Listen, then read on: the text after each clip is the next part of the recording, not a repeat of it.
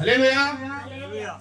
அங்க சென்னை பட்டணத்திலிருந்து ஆத்மா சிசுசு ஊழியத்திலிருந்து நாங்க ஒருமனப்பட்டு அங்க கிராமம் அருகாவூர்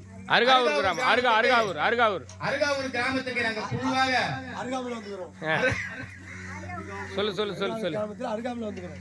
கிராமத்துக்கு நாங்க சென்னைப்பட்டில இருந்து குழுவாக நாங்க ஒருமனப்பட்டு வந்துக்கிறோம்.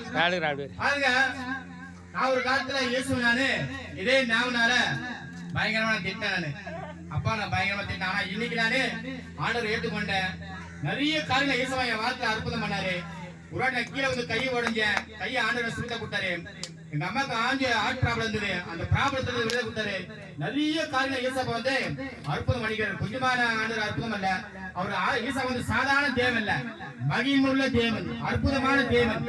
அவர் நம்பி வாங்க, கண்டிப்பா விடுதலை கொடுக்காரு. ஹாஸ்பிட்டல் போனா எவ்வளவு செலவு பண்றோம்.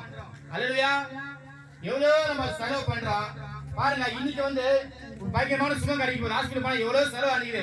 அதாவது நெஞ்சு சளி, மாறு சளி, தலைவலி, ஹார்ட் ப்ராப்ளம், லிவர் ப்ராப்ளம், சுகம் எல்லாம் இருக்குது. இப்ப ஆண்டவர் இன்னைக்கு ஒரு சுகத்தை கொடுப்பாரு. நீங்க ஏசா இங்க வாங்க கொடுத்தாரு. அங்க வந்து ஜெபிக்க போறோம்.